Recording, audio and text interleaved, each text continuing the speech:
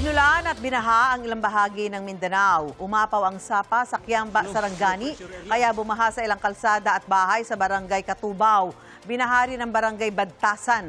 Sa bayan ng Glan, isang bahay na malapit sa ilog ang tinangay ng agos nito at nawasak. Sa barangay Kiogam naman, gumuho ang isang bahagi ng kalsada. Sa Malapatan naman, hindi madaanan ng Sapumasla Bridge matapos mawasak ang bahagi ng tulay dahil sa baha.